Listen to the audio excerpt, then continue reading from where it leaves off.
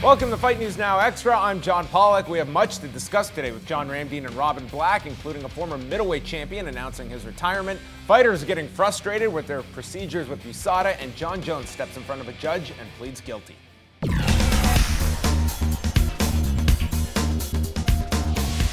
On Tuesday, Jon Jones appeared in front of a judge and was given a conditional discharge for his felony this past April, where Jones ran a red light, collided with a vehicle, and then fled the scene of a crime. Jones pleaded guilty and expressed his remorse through a statement and was given 18 months of probation and agreeing to 72 appearances for charity and speaking roles with children. Jones was stripped of his UFC light heavyweight title when the charges were laid this past spring.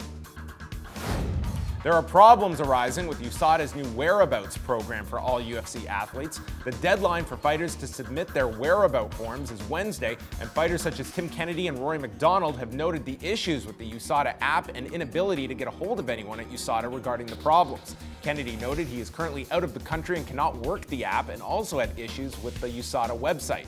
Fighters must submit information on their whereabouts for year-round drug testing, and a suspension can occur if fighters fail to show up when a test needs to be submitted with 3 strikes.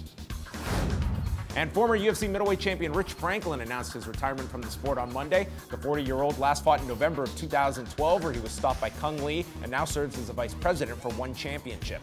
Franklin began fighting professionally in 1999 and would win the UFC middleweight title from Evan Tanner in 2005 before going on to coach the second season of Tough alongside Matt Hughes. Franklin would drop the title to Anderson Silva in October of 2006 and would move back up to 205 pounds in 2008.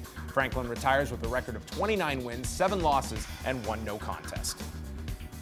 On Saturday night, tune in at 7 p.m. Eastern Time for a full preview of UFC 192 with John Ramdine, Robin Black, and myself getting you set for all of the fights from Houston, Texas, featuring Daniel Cormier and Alexander Gustafsson battling for the UFC Light Heavyweight Championship. Here with John Ramdine and Robin Black to chat about all of today's news. We'll start off with Jon Jones. He pleads guilty. He gets 18 months of probation.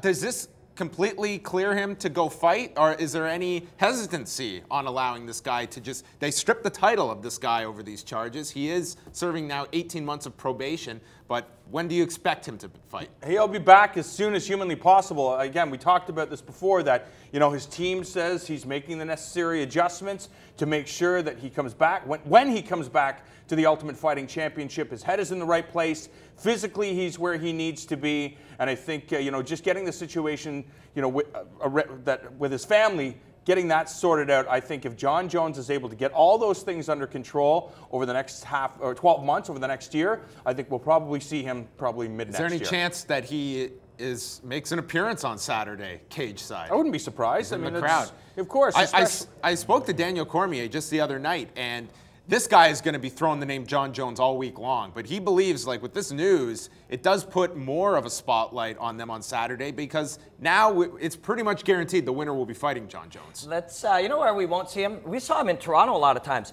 Yeah, I don't think you can cross the border now with that conviction. So we may not see him outside of America. Well, he may not have a conviction. If he goes through all the terms of this probation and goes through with all these appearances, he won't have a felony conviction on his record. He has a great legal team that was able to maneuver this. 18 months of probation, not a day in jail, and he may not even have a felony conviction. You guys know I'm the biggest fan of this guy's skill. Like, I love watching this guy fight. I love watching him do what he does. It's special. But isn't that weird? Yeah. Like, if you were poor, trust me, you would have a conviction. You would be doing time. So that's a whole other conversation. But as far as, so let's take him out of the equation for a second, look at it from... Plenty of Canadian cards in his future, potentially. Yeah. Maybe not in Ontario after the Vitor Belfort fight. But let's take him out of it for a second and look at it from Cormier's perspective. One, Cormier is also very special, but he should be talking about Jon Jones. The fact of the matter is, nobody's ever beaten Jon Jones. There was some kind of weird thing with that, and it says L on his thing. It shouldn't.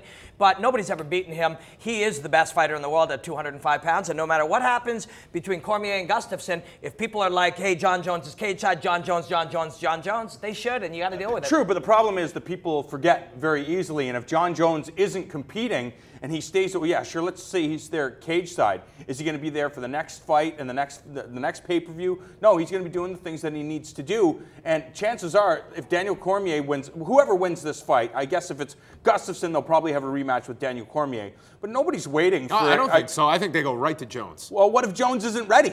What if 6 months, a year from now, Jon Jones is still not back? They have to have a contingency plan. And if Alexander Gustafsson beats Daniel Cormier, and I'm sure the UFC has had the conversation with Jon Jones and his team about when he's going to make his return to mixed martial arts. And if it's not over the next 6 months and it happens to be a year or longer, they have to come up with a solid game plan to deal with the 205-pound division. And while we're talking about this, everybody thinks Daniel Cormier is going to win, and we agree. We think he'll probably win. But don't think for a second this is a gimme. And we don't lie to you. We don't make stuff up. We don't try to hype stuff up. The fact of the matter is, Gustafsson, a lot of people are underestimating him, potentially including Daniel Cormier. Gustafsson, at range, with his movement, with his striking, is very, very dangerous. So this is not a gimme. This is not a layup. But at the same time, people, I think they look back at the way that the common opponent being both Jon Jones and Anthony Rumble Johnson, and the way that Daniel Cormier was able to deal with Rumble opposed to Alexander Gustafsson. You know, they look at it that way. But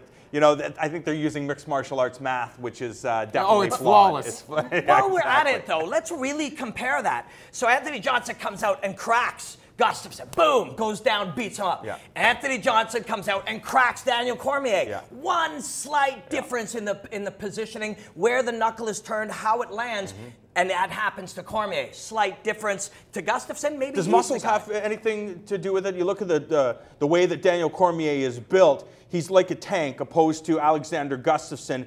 Physically, is it possible for one guy to be able to absorb punishment more than the other? Yeah, that's a really interesting thing. It is measurable, and we know it anecdotally. Some guys can take crazy shots in their career, and some can't. So there is something to that. That is a physical or mental advantage. Cormier believes all you have to do is not buy into getting knocked out. I don't know if that's true, Dan. However, you look at the fact that he trains with Luke Rockhold and Cain Velasquez, and I would imagine it's like, okay, if I'm not getting knocked out by these guys, nobody can knock me out. Quickly, I would like to spend some more time discussing Rich Franklin, but any certain memories that come to mind for you? This was a guy that I thought was a pivotal figure a decade ago when there was still a lot of criticism of mixed martial arts, and he was the go-to as the complete opposite of the stereotype a lot of people crafted of mixed martial arts. Yeah, I love the fact that he's helped build mixed martial arts, but he was a dick when he came to the Fight Network studios, so never been a Rich Franklin fan. I'm a huge Rich Franklin fan. For me, it was his unbelievable consistency and how amazingly he performed. So consistent, always. Always you knew exactly what to expect of him. And somehow, to me, he's also irreversibly connected to Evan Tanner, who was just as special as him. But Rich Franklin was a very, very special 185 pounds. It looks like me and Robin had some very pleasant experiences with Rich Franklin. Didn't know about that story, but nonetheless, he is John Ramdine. And more Fight News Now Extra is coming your way.